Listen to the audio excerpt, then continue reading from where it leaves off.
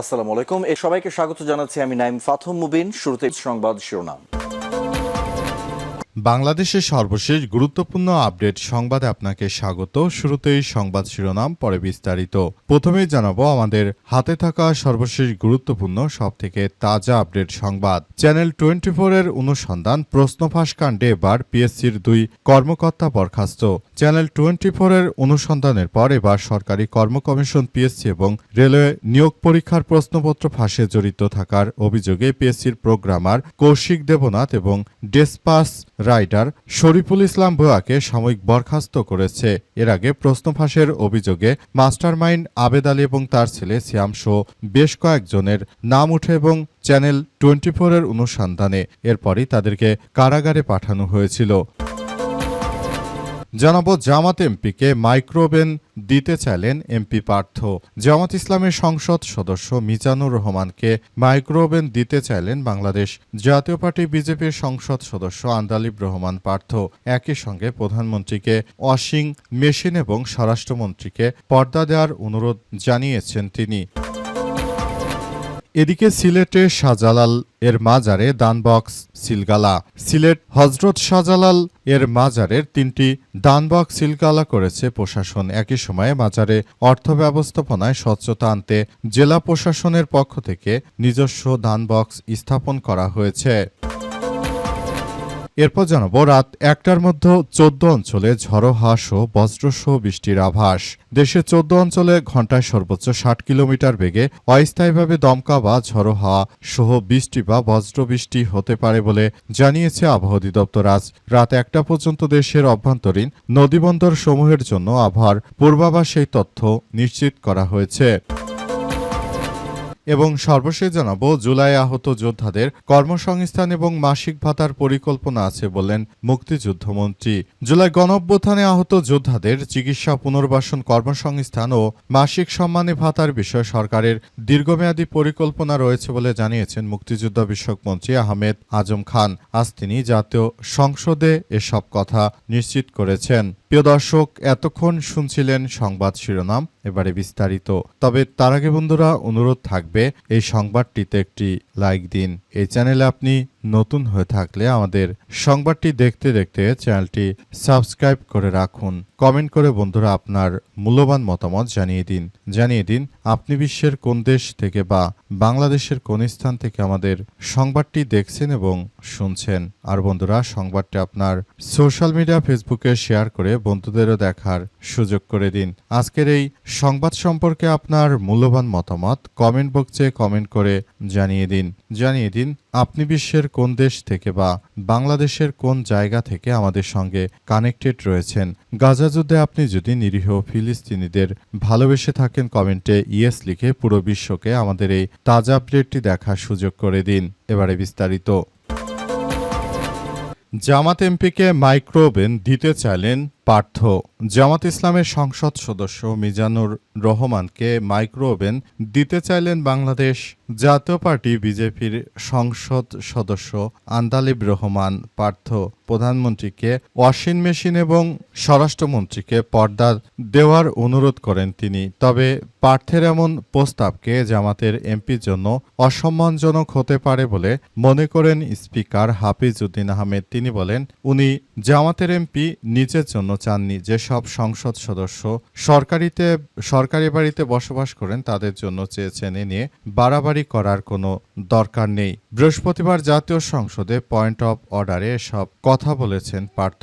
এর আগে বুধবার 26-27 অর্থ বছরে প্রস্তাবিত বাজেটের উপর আলোচনায় অংশ নিয়ে সংসদ সদস্যদের বরাদ্দ দেওয়া ফ্ল্যাটে ওয়াশিং মেশিন, মাইক্রোওভেন ও পর্দা দেওয়ার দাবি জানান জামাতের MP Mizanur Rahman.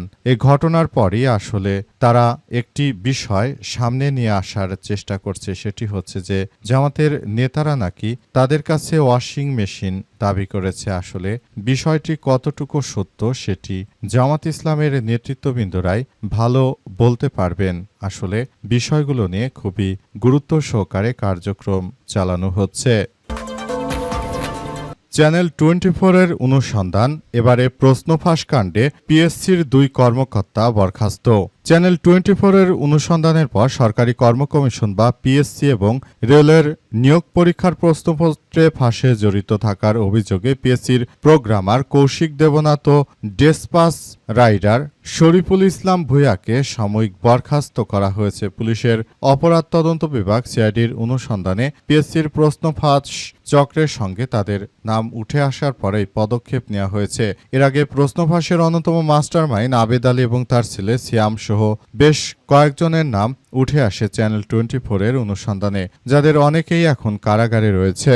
Busy press থেকে এই চক্রের কাছে প্রশ্ন তুলে দিতেন বাইন্ডার মজনু এবং আকরাম। তাদের স্বীকারোক্তিতে পুলিশ ইতিমধ্যে বেশ কয়েকজনকে গ্রেপ্তার করেছে এবং এই চক্রের মাধ্যমে প্রশ্ন সারা দেশে চাকরি করছে বিভিন্ন শ্রেণীর সরকারি কর্মকর্তারা। তারা এখন আসলে এমনভাবে প্রশ্নপত্র ফাঁসের সঙ্গে জড়িয়ে পড়েছে, তারা মূলত সেখান থেকে কোটি কোটি টাকা আয় করার ধান্দা নিয়ে মাঠে নেমেছিল। তাদের উদ্দেশ্যই হচ্ছে দেশ গুল্লায় যাক যা যাক, তাদের পকেট ভারী হলেই হবে। দেশের মেধাবীরা চাকরি পাক বা না পাক, যারা টাকা দিতে পারবে তাদের চাকরি কনফার্ম, এবং এদের এই চাকরির যোগানদাতা হিসেবে তারা মূলত কাজ করেছে।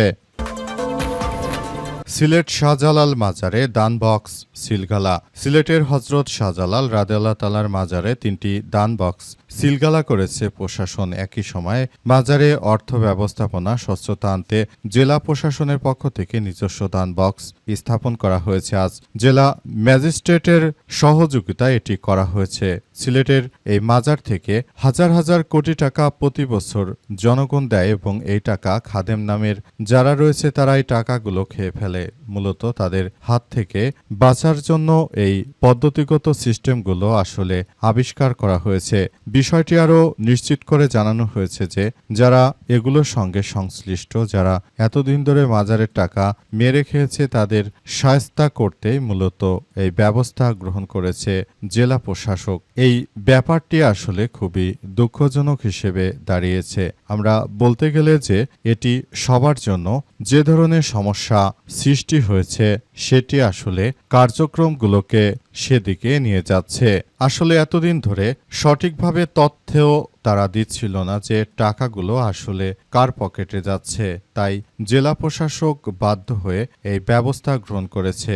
জানা যাচ্ছে যে উক্ত বাজারে বিপুল পরিমাণ টাকার লেনদেন করা হয়, তাই বিষয়টি সবারই জানা উচিত। এজন্য এই ব্যবস্থা গ্রহণ করা হয়েছে।